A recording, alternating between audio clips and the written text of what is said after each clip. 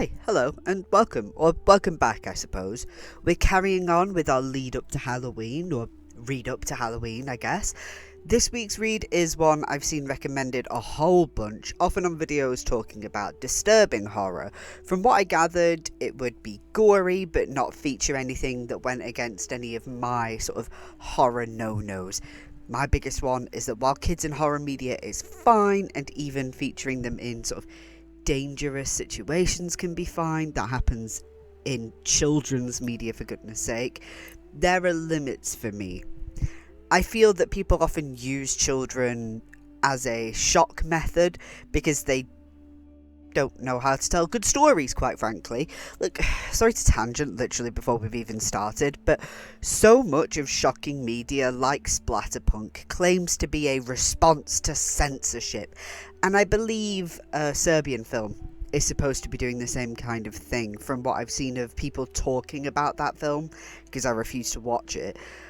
The creator of that film has said it was a response to censorship in Serbia, but like, frankly, if the way you have to do that is in that fashion, maybe you just can't tell a good story, because everything I've seen about this kind of media is just, doesn't this disgust you?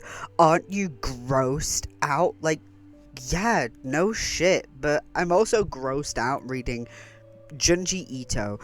But that's actually fucking good storytelling. You can be gross, send out a message, and write something worth reading. Groundbreaking, I know.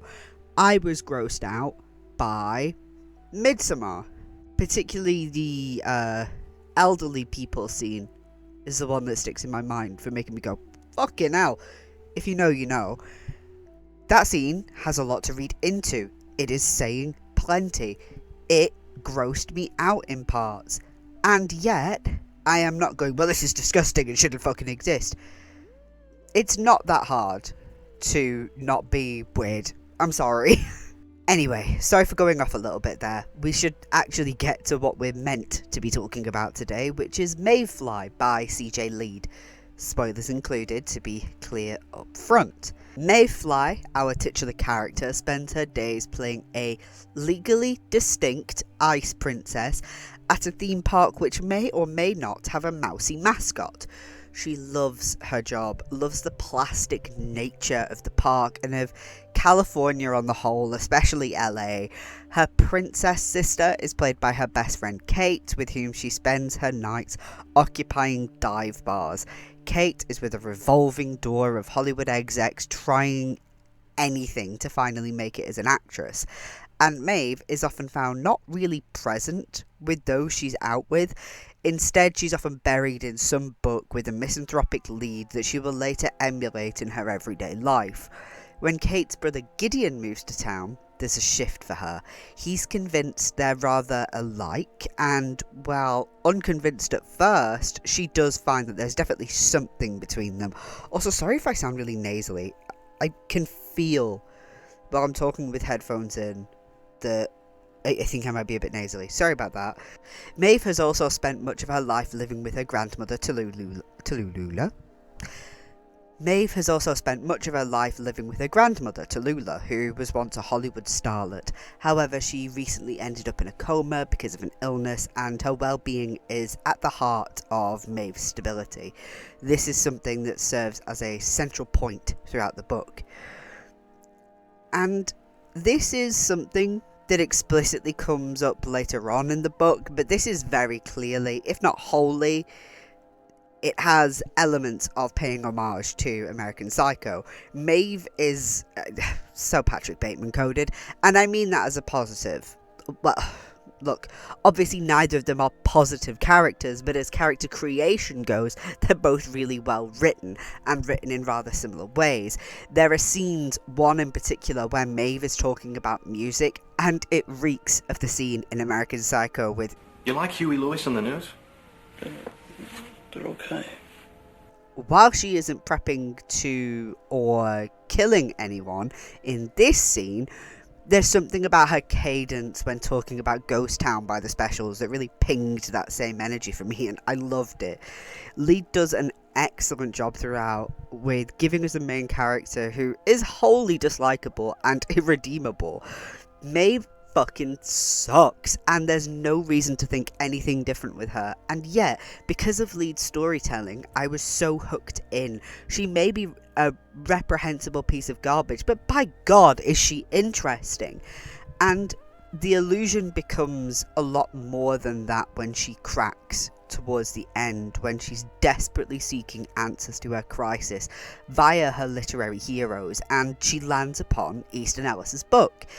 It was something that could have been a lot more corny elsewhere in fiction, but I found that it works pretty well here. While it wasn't exactly a subtle moment, not everything has to be. She talks about her wretched heroes throughout, and they are all of that sort of Bateman ilk, as I said, deeply misanthropic, and she often does just talk like him and act like him, and it is especially apparent when she talks about music. So it wasn't a surprise when American Psycho got brought up that overtly, and it's done far enough into the book where you go, you know what, fuck it, she's already shown us the kind of person she is, so why not really hammer it home? Like, she's constantly making assumptions and judgments on anyone she doesn't want in her orbit, and honestly, the small orbit she does have, it seems sort of like it's all about her anyway.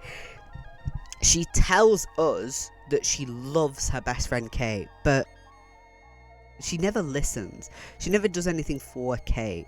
It is always purely about her. Like, Kate is frankly her only friend, and that is because without Kate, Maeve would have literally nobody. So Kate'll do, and yeah, she does become obsessive with her, but that is sort of instead of being an actual friend to her.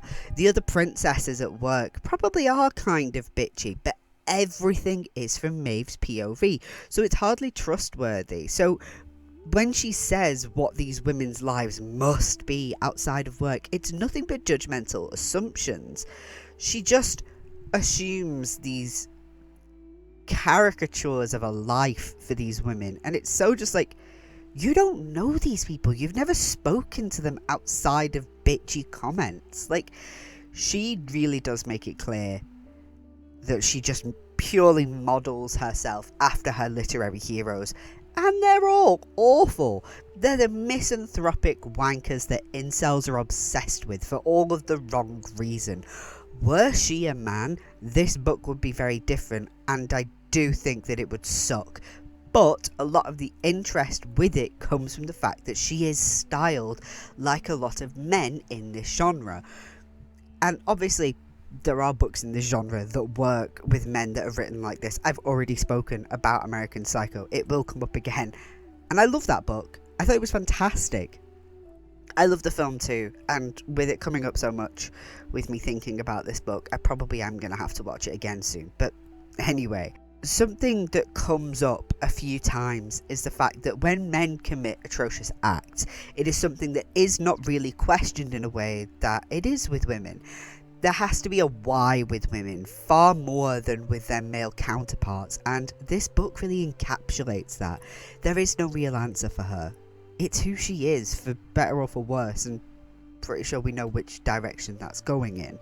Men have always been permitted, in fiction and in life, to simply be what they are, no matter how dark or terrifying that might be. But with a woman, we expect an answer, a reason. But why would she do it? Why? Don't get me wrong, we do somewhat seek answers with men, but we are, I feel, more likely to accept the answer that that's just the way that they are than we would with women. There's more of an expectation of a traumatic event or terrible childhood that moulded them into the people that they are when we're reading about them. Usually the women in these kinds of stories, full of gore and violence, are in a revenge plot. And don't get me wrong, a good female rage revenge story is something I absolutely enjoy, but I love Lee's exploration of, no, that's just the way that she is. If you're seeking a narrative with tragic answers for wretched actions, then you need to be looking elsewhere. But if you want to see a terrible woman doing terrible things, then you're in the right place. Also, in line with the kind of narratives Lead is working with, she really does capture the dark humour really well. There are moments where I felt wrong for finding something funny, which really isn't unusual for horror like this. When she's deep in her spiral, there is a moment where she walks into a room with a victim and she's wearing legally distinct mouse ears, except she also has another victim's ears sewn onto the headband, which is obviously not funny, but at the same time, there is something in that visual that did kind of crack me up. Don't go into this expecting a laugh a minute, but if Bret Easton Ellis, Chuck Palahniuk, or Junji Ito even manage to hit your funny bone when you aren't expecting it, then I definitely think this will be the right kind of vibe for you. It's not a comedy, but there's something in it where you're giggling when you shouldn't be, or you laugh because it's the only thing that can come out of you in the darkest moments. You're like, that's horrifying, I'm giggling. It's not because it's even funny sometimes, it's because like that just feels like the only response, like that awkward kind of laugh. And while this is a horror novel, it is in the same way that American Psycho is a horror novel. It's a psychological horror with a good amount of gory violence. I know I've mentioned that book so many times, don't take a shot every time I mention it. I don't read in this genre a huge amount because a lot of it is people just trying to be American Psycho badly, whereas this is an homage and doing it quite well. But the way that Lead does violence was really interesting to me going through, because for the vast majority of the book, she leaves things to the imagination, sometimes not even going through with the acts that she implies. There were moments where I was wondering why everyone was talking about the disturbing factor of this book. Don't get me wrong, there's some deeply unpleasant stuff, and I'll never look at eggs in the same way again, but I did think that this was generally a lot tamer than people implied. And then I got to the last 100 or so pages, and really only the last 50, and suddenly I understood what people were on about. There is violence throughout the novel, don't get me wrong, and stuff that will turn your stomach, but up till one scene towards the end, things are either kept short and to the point, left to the imagination, or only, as it were, teased without fully going through with it.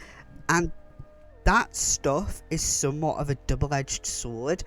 From a I like to keep what I've eaten from making a second appearance point of view, I'm glad she didn't go along with all the shit with, say, the curling iron, or describe in any more visceral detail what Maeve and Gideon do with the eggs. And frankly, what description she does give us of that is enough to make my stomach turn, but it isn't described in minute detail. But on the other hand, in a book that always feels like it's going to take things into a wretched conclusion, part of me was wishing she would describe things more, but she was waiting for the end and then going whole hog.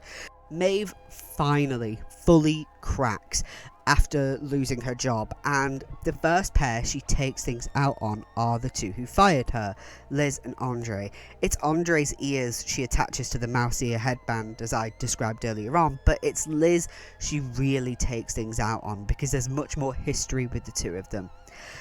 There is a slow turn in the amount of description here, and I won't be going into a huge amount of detail. Actually, I won't really be going into detail at all, here or anywhere else for that matter. While there's plenty that Lee does leave to the imagination, it's clear a turn is happening here when we get to talking about the tube and the acid, which still makes me want to zip myself closed.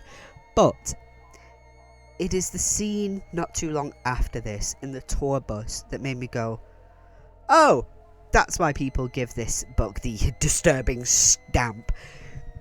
There is no detail spared, and I spent the whole time squirming in my seat, often having to just close the book, because, well, ew, to be quite honest. I hope the people at the library got to enjoy the array of faces I was making as I read that, because I'm sure I did a terrible job of masking my expressions. There are certain things I don't want to see chopped like salami, and yet.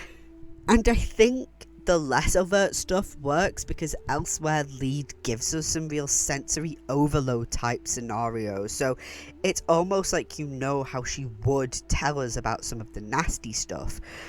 The sensory overload moments aren't even necessarily in the horror moments, but because of the way she writes the senses in those scenes, it really lets you, well, let your imagination take over. She's also weirdly good at writing some of the erotic scenes that are in here, which kind of makes sense, I guess, if you think about it. A good horror author, at the end of the day, should be able to work with sensory stuff and tension better than anybody else. Up to the point where the curling iron stuff comes up, the threesome scene with Gideon, Maeve and a bartender could have easily been lifted from any number of dark romances. But then Maeve threatens said bartender, who's tied up, consensually I might add, with...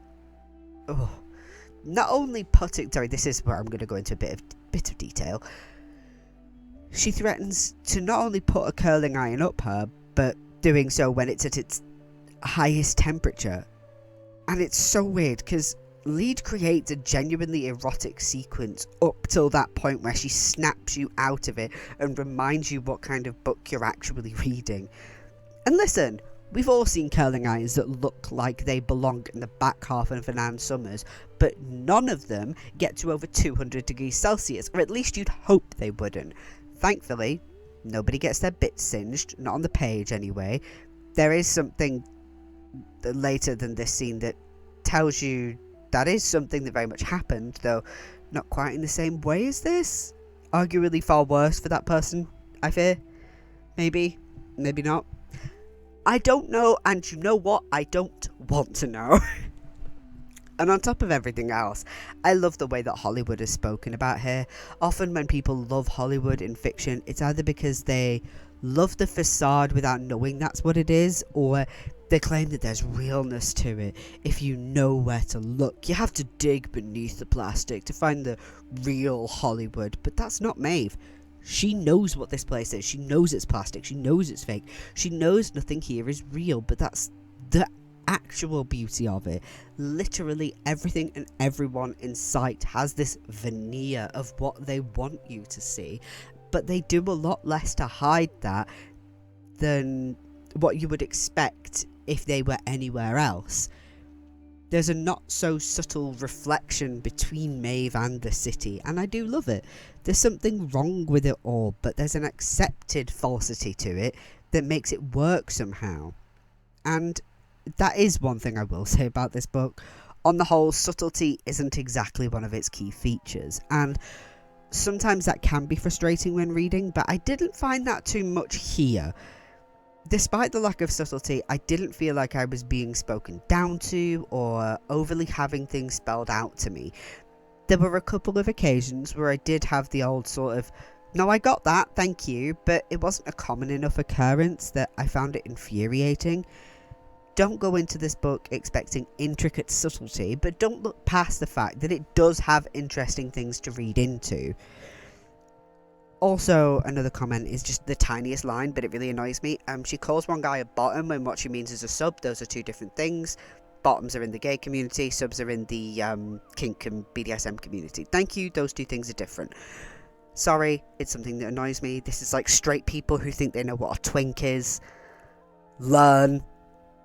Know that 35-year-old man with a full beard isn't a twink, dumbass. God. Sorry. That really pisses me off. But back to this. Overall, I was definitely surprised by this book. I didn't really know what to expect going in, but by the end I was absolutely bought in, and can imagine myself looking for lead stuff in the future. This is a messy, gory delight, and if that's your cup of tea, then definitely pick this up. Also, of course, if you do like American Psycho, then give this a go. It even works with the sanity aspect of that book, where the further you go in the story, the less you're sure what's actually happening and what's just Maeve losing it. Next week, I'm getting into another book that I picked up because I saw it so much on social media, and that being Lapvona. Is that how you say it? I need to find it on my shelf now. What the fuck is it? Yeah, Lapvona. And I am really looking forward to that. Once again, if you have any spooky, scary recommendations, then tell me all about them in the comments below. Like I said, I'm open to any genre of horror, as long as it isn't, like, freaky shit. And I don't mean freaky as in, ooh, scary. I mean, like, weird stuff with kids. I'm never going to read It, because I don't want to read a weird Stephen King child orgy. Thank you. Obviously not. Like, why would I want to read that? And don't get me wrong, I read some Stephen King last year. I loved Misery. But I'm not... there was some weird racist stuff in there, don't get me wrong. But nothing with kids. So... And again, there can be stories that are about childhood abuse and things like that. But it depends on what the framing is. Is this a story that is about somebody who is dealing with that, maybe taking revenge on somebody or something like that? Or is this an author clearly writing like that? Oh my god, that woman, I believe her book can't be sold anymore, thank god, but she wrote a book about a child being groomed, but then, like, the child is quote unquote consenting and totally into it, and it's really weird. I've only seen people talking about it, and I couldn't finish a lot of those videos anyway, because it's genuinely repulsive. And that's not even a horror book. That's the same with that, I think it's called Credence. The weird step family shit. I don't understand people who write shit like that. But anyway, just give me good horror recommendations that doesn't include people being freaks in the worst ways. Make it freaks like Maeve Fly, who's a reprehensible bitch, but she is interesting to read about. Also, feel free to like, feel free to subscribe, and feel free to ring that notification bell, all the cringe shit I'm supposed to ask you to do in my videos. But most importantly, I hope you have a wonderful day, a wonderful night, a wonderful whenever you are watching this. Take good care of yourself. Right.